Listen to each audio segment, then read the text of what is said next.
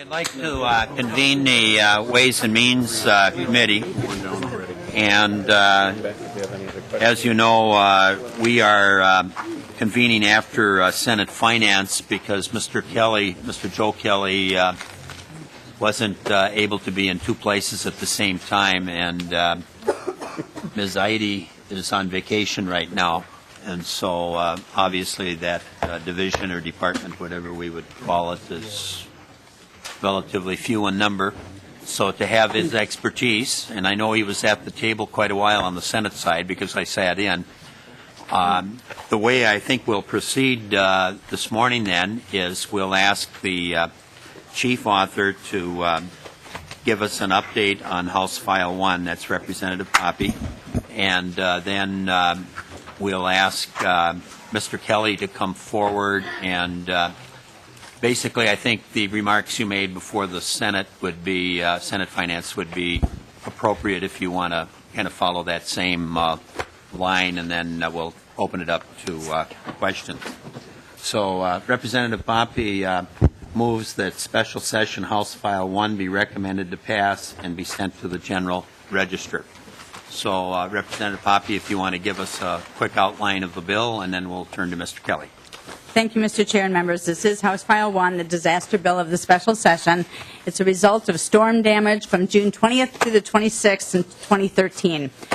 It resulted from windstorms, thunderstorms, hard rain, hail, flooding, which resulted in downed trees, road washouts, power outages, including 600,000 people who were without power.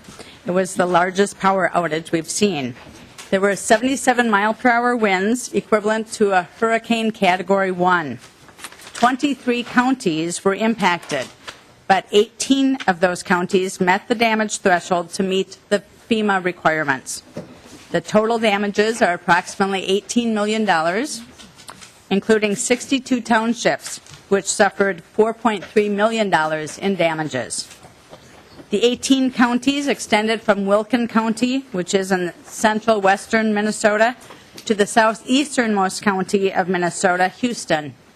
All of the 18 counties, as I mentioned before, reached the FEMA threshold. But the hardest hit in southeasternmost county, Houston County, had damage of $6.5 million for a county that has roughly 19,000 residents, which means that their damage is equivalent to a per capita loss of $339.55 per person. FEMA declares their emergencies based on the counties meeting the threshold, not cities. And although that may be seen as not necessarily fair, it has been consistent, and it is how we are operating with House File 1. There are 7 categories of FEMA-eligible activities or expenses. A and B, the debris removal and emergency protective measures, are seen as emergency. Categories C through G, which include roads and bridges, public buildings, water, utilities, and park and recreation, are considered permanent and may take longer to address. I will now bring up Mr. Kelly, and he'll be able to, he's the Deputy Director of the Department of Public Safety, and he'll be able to describe what the process is. Okay, welcome, Mr. Kelly. Thank you, Mr. Chair, members, Representative Poppe. For the record, my name is Joe Kelly. I am the Deputy Director for the Division of Homeland Security and Emergency Management at the Department of Public Safety. Representative Poppe did a good job of describing the event and the scope of the damage. I'm going to talk a little bit about the process that began shortly after the disaster subsided. After reviewing the initial damage assessments from the counties, so each county that was impacted, their emergency management director communicated with their communities and submitted an initial estimate of the damage to their counties consistent with the categories that Representative Poppe outlined for you. After reviewing that, Director Eide sent a letter to FEMA requesting that FEMA send a team to Minnesota to participate in a formal preliminary damage assessment, or as we refer to it, the PDA.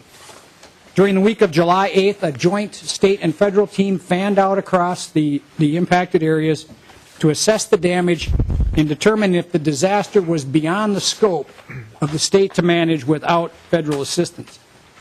FEMA evaluates the financial impact of disasters on two levels.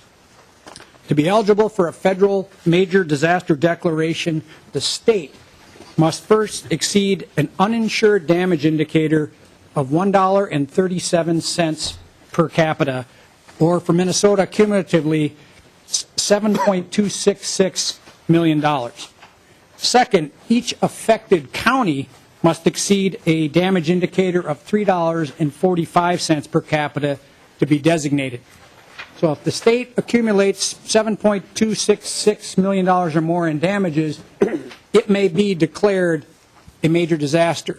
To be eligible for aid, because the aid goes down into the counties and the communities, each county has to meet their $3.45 damage indicator threshold to be designated. So state is declared and the counties are designated.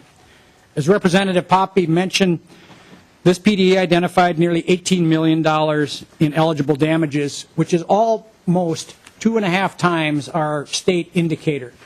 She talked about Houston County, which had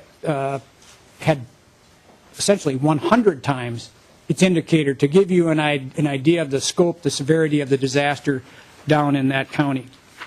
Based on the results of that preliminary damage assessment, the accumulation of that $18 million in damage, Governor Dayton wrote a letter to President Obama requesting a major disaster declaration, and the President formally declared that disaster on July 25th.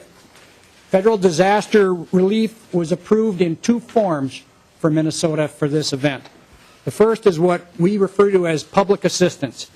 That deals with the costs, helps with the costs of debris removal, emergency response, and repairs to public infrastructure in the 18 designated counties. The second form of disaster aid was in hazard mitigation on a statewide basis. So all counties in Minnesota are eligible and have available to them the hazard mitigation portion of the disaster relief that comes from the federal government. The federal government agrees to pay 75% of actual eligible costs on a reimbursement basis. We talk a lot about assessments and estimates, but in the end, the federal government is agreeing to pay 75% of the actual documented costs on a reimbursement basis. State and local governments are responsible for the remaining 25%.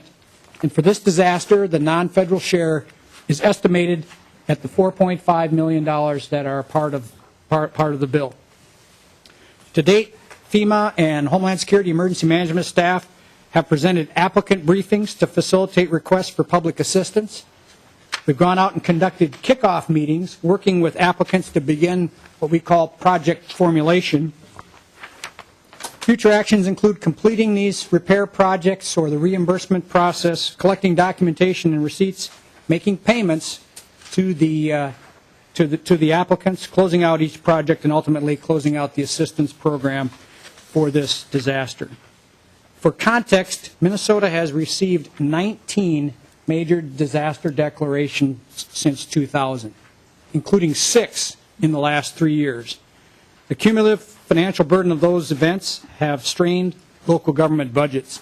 And since 2007, the legislature has decided that the state will pay the full 25% share. Regardless, we believe the $4.5 million non-federal share will be adequate to match the 75% federal reimbursement. Thank you. Okay, thank you. Are there any questions of the author or Mr. Kelly at this point? Representative Hausman. Thank you, Mr. Chair. That last date again, when was it that we changed the assuming responsibility for 100%? You said, I think you gave 2007, or excuse me, Mr. Chair, Representative, starting back in 2007, the legislature has decided to pick up the full 25% and not go with a split such as 15%, 10%. Do you recall the discussion at the time why that was done? Mr. Chair, Representative, I don't, because I was not with the division at the time. I have a couple of colleagues here today. I don't know if they are in position to answer that question. And Mr. Chair, the reason I mention that is the second part of this bill where we fund some of the non-FEMA eligible expenses for a couple of communities, but also that we fully fund the 25%. And I think it makes worse the issue of those areas that fall just under the threshold. And I've always used my county as the example. I think they fell. I think they fell 280,000 short. It was 1.4 or 5 or something like that. And when we do 100% of it, it makes that discrepancy even worse. If we were expecting all communities to pay some, I think there would be a little more fairness. But because we do 100%, if you fall just above this threshold, we do 100%. If you go just below, we do 0. And based on that, my understanding is that the Association of Minnesota Emergency Managers has asked for a disaster assistance fund if a county falls just short of federal disaster standards. Have you been in touch with that group, and has that been a discussion you've had with them, the Association of Minnesota Emergency Managers? Mr. Kelly? Mr. Chair, Representative Hausman, yes, we are very familiar and we work closely with the Association of Minnesota Emergency Managers. The Office of the Legislative Auditor completed an audit back in March of 2012. I believe members received a letter from the Legislative Auditor at the end of last week. And that was one of the recommendations that they made. There were a number of key recommendations relating to either the transferability of funds within a disaster bill or how to cover those disasters where communities, cities and counties suffer damages, but if the state hasn't qualified by virtue of its damage indicator and receiving a declaration, there are no resources for them. Mr. Chair, Representative, I also believe that report recommended that the state establish a standard for what the state and local cost share would be, so that there would be a reasonable expectation on the part of local officials. Representative Hausman? I'll save the rest for the floor. Okay. Representative Holbert?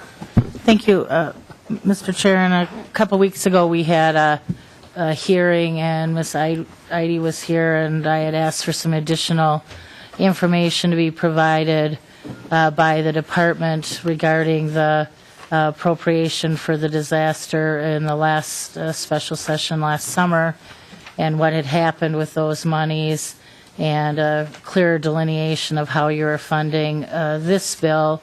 After a week had gone by and I hadn't heard anything, we finally got a very limited set of information. While I'm appreciative of that, I still have additional questions, and hopefully you might be able to help with those. In the 2012 appropriation, and I don't know if you have a copy of the email that was forwarded by the governor's office to me on the 5th of September. Do you have a copy? Or? Mr. Chair, Representative Holberg, yes, I do. Okay, thank you. In the 2012 appropriation, you lay out different funds available currently within the different pots of money to the different agencies. Prior to what's being outlined in this memo, were there fund transfers in that emergency funding package? Mr. Chair, Representative Holberg, there were, through the Minnesota Recovers Task Force, which does the state interagency coordination of allocating state resources where they're needed, there were some small transfers that were probably completed. I don't know exactly which ones. And then there were some larger ones specifically involving deed that were contemplated. But there have been a number of interagency transfers either completed or that were planned to be done, probably about 5 or 6 between agencies from the 2012 special session deal that dealt with the flash flooding. So if I might, I would still appreciate that information. What I had asked for was fund transfers from that appropriation to try and gauge how accurate we were after spending days meeting with commissioners and hearing what they believed was going to be the need for that disaster. I think, at least I, for one, want to take a peek at what happened after we gave you the money, and in fact, future transfers are also being contemplated or reflected in this memo as well. And then, if I might, ask one additional question. You want to ask them all at once? Yeah, if Yeah, that's Representative okay. Holberg, yeah. All right, thank you, Mr. Chair. And then on the ice storm issue, just for clarification purposes, the money that's being reappropriated in this bill is not FEMA match money, but strictly the additional 200, from the pot of the additional 250,000 for non-FEMA eligible activities. And if I might then, if that is the case, could you explain to us why we were so off if we had appropriated 250,000 in May for these needs and there's still 219,000 there? Mr. Kelly? Mr. Chair, Representative Holberg, your characterization, your description of that appropriation is correct. It was state-only money to cover expenses that would be ineligible under FEMA for debris removal. It was estimated at the time that $250,000 was necessary, and as I understand the intent, it was to reimburse homeowners who, ahead of the community debris removal plan, had paid contractors or otherwise incurred expenses to have debris hauled away. If they had waited, a little while or not had the initiative that they had, somebody would have taken care of that for them for nothing. So that was what was intended with that money. The Minnesota Recovers Task Force only received approximately $31,000 in eligible applications for that money. It's to follow the law. It's a fairly tight, because it was appropriated under Chapter 12A. It was a fairly narrow eligibility of expenses. So simply there were not the amount of eligible applicants that were anticipated when that money was appropriated. And if I might follow up, thank you, Mr. Chair. So this money was to go directly to homeowners, not local units of government. Is that correct? Mr. Kelly? Mr. Chair, Representative Holberg, it was intended to reimburse homeowners, but it would, as it always does, it would go through the county to the city perhaps, and then to the homeowner. So it would not be any kind of direct business transaction between the department and a homeowner. We would give a grant to the county like we do with all disaster relief. It was just a special pot of money. Okay, and then just for clarification purposes, I expressed concerns at the last meeting that if we were going beyond the bounds of FEMA eligible 25% match, how are we going to assure that all entities that met the new criteria would be aware of the opportunity and be able to participate? So we've spelled out 3 or 4 grants, I believe, to divvy up the $219,000. Were all communities within that disaster contacted to find out what their unreimbursed non-FEMA eligible costs were? And how do we know that this appropriation is fair to all communities within that ice storm area? Mr. Kelly? Mr. Chair, Representative Holberg, the way the original outreach goes is when the money was appropriated is through the county emergency management directors and down to the cities and townships. How the money was divided, how the remainder of that appropriation was divided, I cannot answer that question. The Department of Public Safety wasn't part of that step. So if I might, and maybe the chair knows, but was there an opportunity that we're going to divvy up the remaining 219,000, so everybody in this area, if you have unreimbursed costs, contact so-and-so, or, how do we know that what was done was fair with the $219,000, or are we just giving money to those that screamed the loudest and happened to show up at a hearing 10 days ago? Kelly? Mr. Chair, Representative Holberg, again, I do not know the answer to that question because I was not part of the process to decide that part of this bill.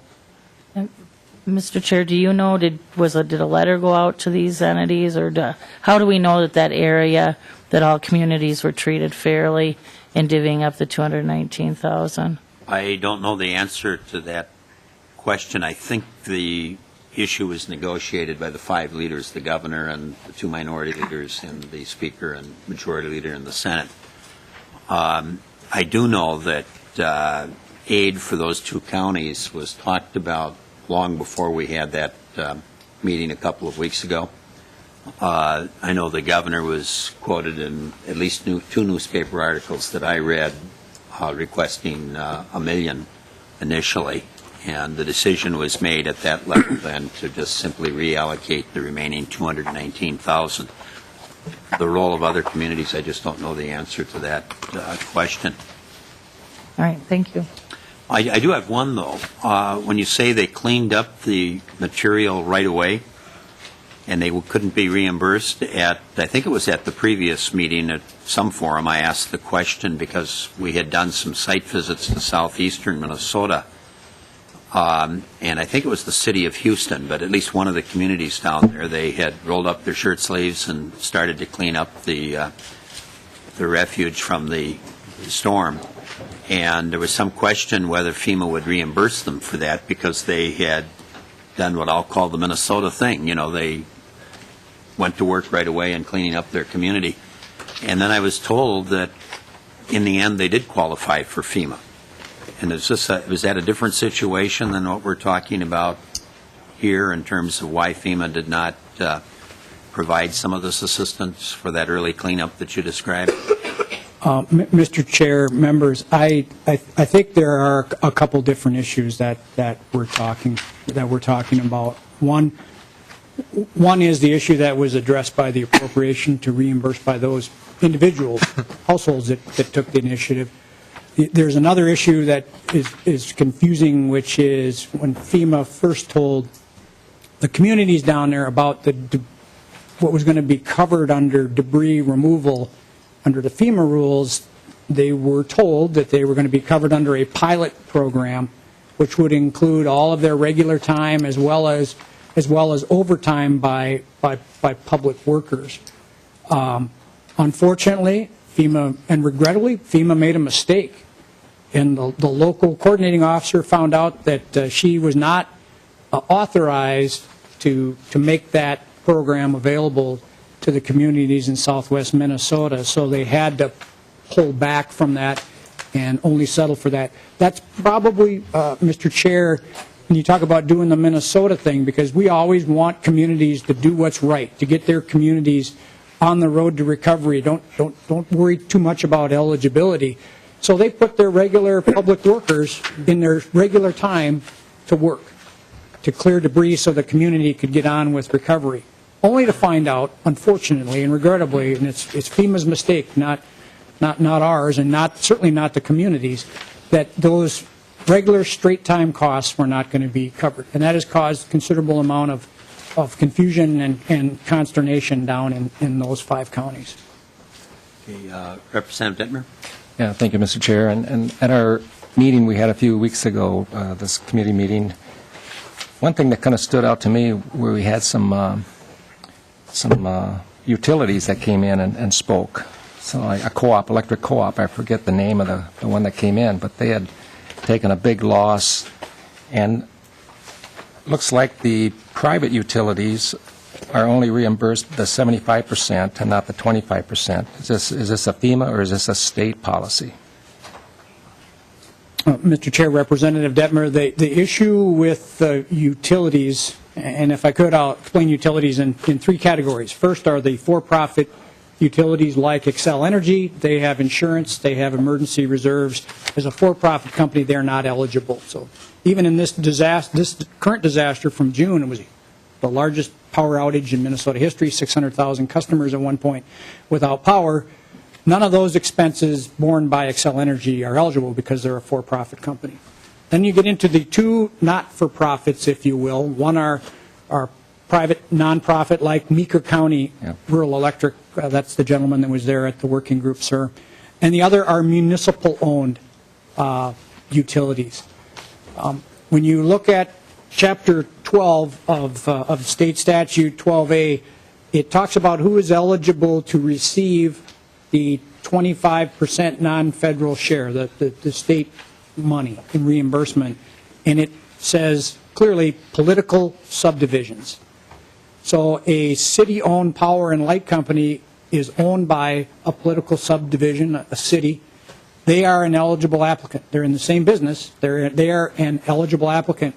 But because Meeker County, in this specific instance, electric company or rural electric cooperatives are not political subdivisions, while their costs and their damages are recognized by the federal government, specifically in state law, they are not eligible for the 25% share.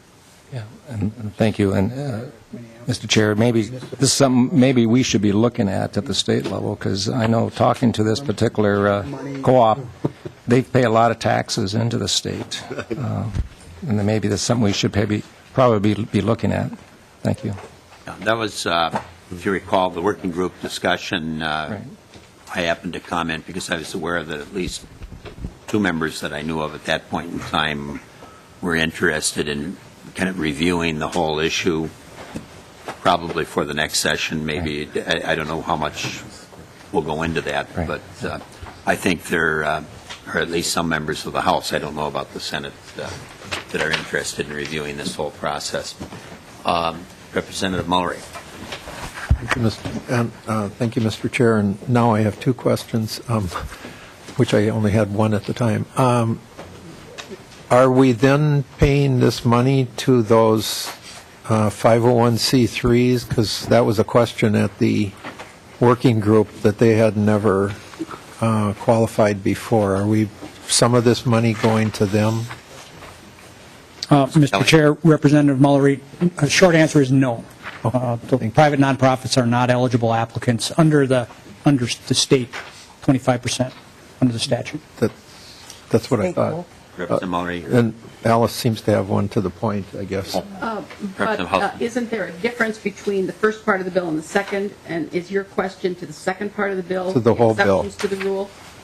Because under those exceptions to the rule, in the second part of the bill? My question was, Mr. Chair, my question was any of the money that we're doing today. Mr. Kelly. Mr. Chair, Representatives, I think if I understand the question correctly, I think the distinction is money that's appropriated specifically for the 25% non-federal share cannot go to, in this case, the rural electric cooperatives. Other state money appropriated for different purposes can. I think the distinction is the 25% share, and if you look at the disaster bill from the special session last year, there was one article or two article subdivisions that dealt with the non-federal share, and then there were many different subdivisions with amounts of money that were appropriated for other purposes that were not FEMA eligible, but deemed to be in the interest of the state. And I think that's the distinction, that the money that's contemplated to be appropriated here, the $4.5 million, that's for the non-federal share, and without any other portions of the bill. So, it would certainly be within the legislature's prerogative to appropriate money to pay some of those other expenses. But right now, we're prohibited by Chapter 12A to use any of that money that's for the non-federal share, the state match. Representative Mullery. Mr. Chair, my other question was, it seems to be a distinction between ice storms and tornado, because there's been a lot of people had tornadoes where the things that are being paid for here that are part private couldn't get funds from the state, and here they are. Do we have some kind of distinction on ice storms versus tornado damage, or is that just something that's happening? Or Kelly. Mr. Chair, Representative Mullery, there is no distinction based on hazard or cause of storm. It focuses back on the applicant, whether it's an eligible entity that can receive state and federal assistance, and whether the expenses are eligible. So there should be no connection between the cause of the damage. Okay, let's see, Representative Anderson. Thank you, Mr. Chair. I noticed in the spreadsheet that we had for the different entities that would be eligible for funds, there were a couple that were missing that were part of my legislative district. I'm from Plymouth area, and we were hit pretty hard by that storm in June. Trees down everywhere. It looked like a war zone for quite some time as people were cleaning things up. But the Wayzata School District was not on the list, and neither was the Osseo School District. I had conversations with the Wayzata School District this morning. They had been told that they needed to go through MDE. Apparently the person that they were working with retired, and there was no communication to give them any information otherwise. So they've been kind of left in limbo land, and they're not on the list, and I'm just concerned. They've got about $300,000 worth of damages. They had one of their schools that got flooded because of this, and they've had to do a lot of cleanup work since then. What kind of opportunities do they have as far as accessing funds so that they can operate their schools and get them up to snuff? Kelly. Mr. Chair, Representative, they will have the opportunity, Representative. For some reason, and as I told the Senate, we've had a difficult time capturing all of the school districts for this disaster. The good news, the school districts that you named are in a designated county. So we have the ability, working through the County Emergency Management Director for Hennepin County, we have the ability to add applicants. So they will have the opportunity, and we are tracking 14 schools. Osseo is not one of them, Representative, so I will add that to my list. We're tracking 14 schools. 7 of them are already in the FEMA system, if you will. They're registered applicants. 7, we are working kind of between the Minnesota Department of Education and the county emergency managers to make sure that they don't get left behind. So we will have the ability, Wayzata School District, if they're otherwise eligible and have eligible expenses, we are very confident that we'll be able to take care of the school districts. And Mr. Chair, Anderson. I think it might be helpful, given the fact that obviously they've been given some kind of bad information here so far, if you could send me exactly what are the deadlines for them to apply, who do they need to actually contact, because so far the communication hasn't been really great. I'm concerned that Osseo isn't on your radar right now, and I'd like to help you in that regard by giving them the information that they need to. Here's who you contact, this is the right person, and that they won't be left kind of waving in the wind. So if you could probably get me some of that, what applications they need to fill out, and the timelines for that, I'd be more than happy to communicate to them and help you guys out in that regard. Mr. Kelly, just to follow up, because I sat in on the Senate hearing, that question of deadlines came up. And if you could share with this committee what you shared with the Senate on deadlines. Well, at this point in time, the deadline for what we call request for public assistance has passed, has closed. But we have the ability to appeal that with good basis. And certainly in the case of the confusion with some of the school districts, I am very confident that working with the federal coordinating officer who is officed here in St. Paul, that we will be successful in adding any and all eligible applicants. So we will work with you, with your permission, Representative. We need to involve the Hennepin County Emergency Management Office in that process. The Department of Education has a role to play, but it does not have a role as far as officially or administratively being able to make those school districts applicants. They're more of a source of information, normally working with us and the county emergency manager saying, hey, just so you know, we heard from Wayzata Schools, they have damages, please get in contact with them. But the default answer, the standard procedure for any entity, including the school districts, is to go through their city and county emergency managers. But we have the ability through that process to add applicants, particularly, I don't want to say easy, but it's much cleaner because Hennepin County is a designated county. If I recall, as follow-up to my follow-up, when you were before the Senate, though, you said there was not a hard and fast deadline to be added. Did I interpret that correctly? Mr. Chair, that's correct. There's a standard deadline, and I think it's 30 days after the date of declaration. But for appeals and add-ons, there really is no far end to this. We believe working with the school districts working with the county emergency managers and the Department of Ed, we think we can get this cleaned up, if you will, within the next 30 days. And I think that's important for everybody to understand, Mr. Kelly. People heard about those 2 30-day deadlines, and I think initially a lot of people thought that was hard and fast, and then we've learned at the working group here today with both the Senate and the House that you still can be added on, like you say, with good cause. So, and then there isn't a hard and fast deadline for that purpose. So, Mr. Chair, that is correct. Thank you for that clarification. I also happen to represent a little bit of the Osceola schools, so I have the same interest you do in that regard. Were you done, Representative Vander? Yeah, that's fine. Okay, then Representative Paymar. Thank you, Mr. Chair. Mr. Kelly, just a question on the general fund appropriation. Do you have sufficient funding in the Department of Homeland Security to cover all of the implementation and monitoring of the grants to these affected communities, or is some of that general fund money going to the department? Kelly. Mr. Chair, Representative Paymar, if I understand the question correctly, all of the funds that are appropriated for these purposes go to the Division of Emergency Management and not to the Department of Public Safety. There's no. So, Mr. Chair, so within that division, you have enough. You're not. Are you going to need any administrative dollars to make sure that all of this grant money is being used the way it's supposed to be used and monitored?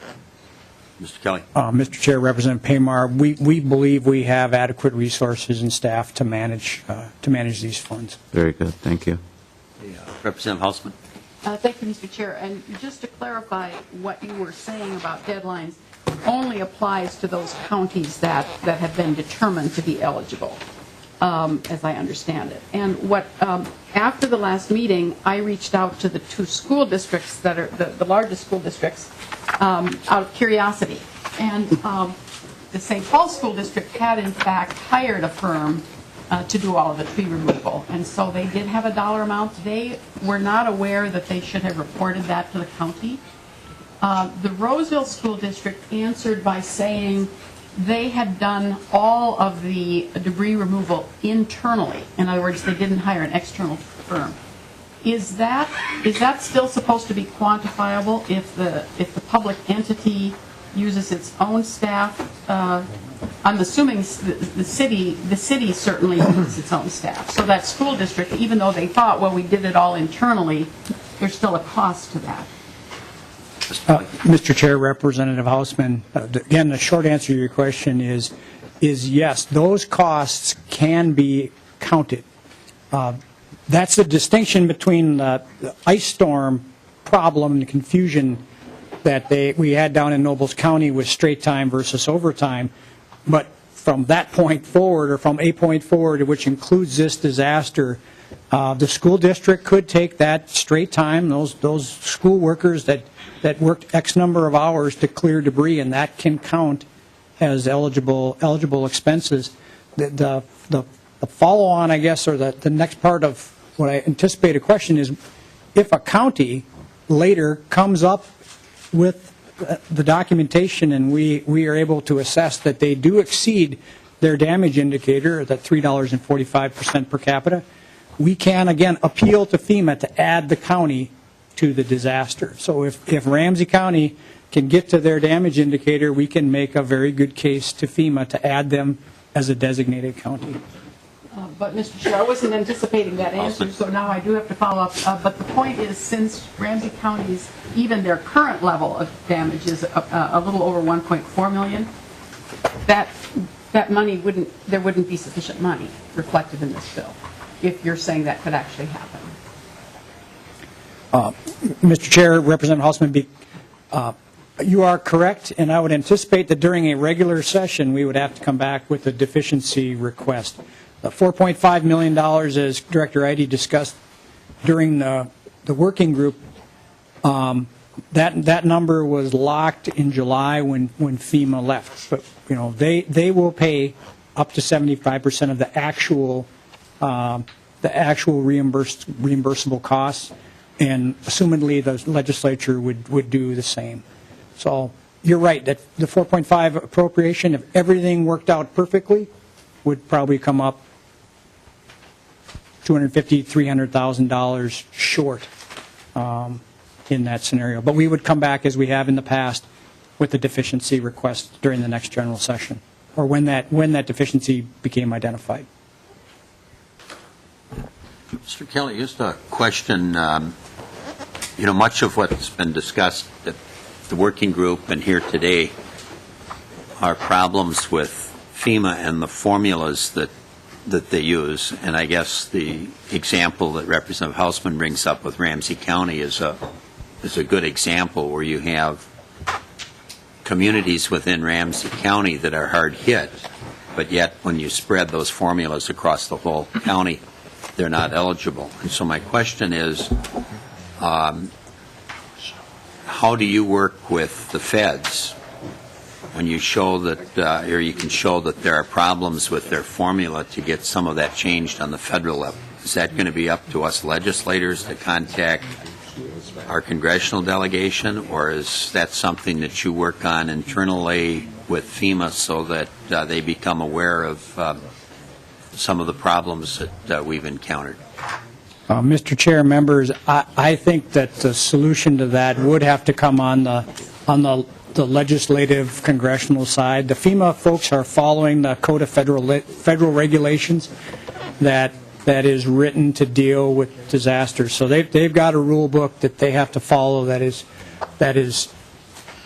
basically approved by Congress. We could certainly make FEMA aware of the challenges that we face, but when their approach from the federal level is to declare states and designate counties, that's going to be problematic to get them to change, to go down, and that's my personal opinion, to go down to the community level.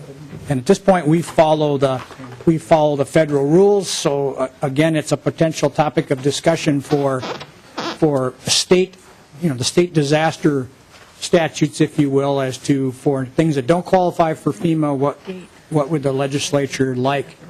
What kind of aid would they like to be provided to communities, which would be a great topic. And some of these issues have to surface in other states. What comes to my mind is, the lobbying arm for the legislative bodies is the NCSL, and then there are other commissions as well.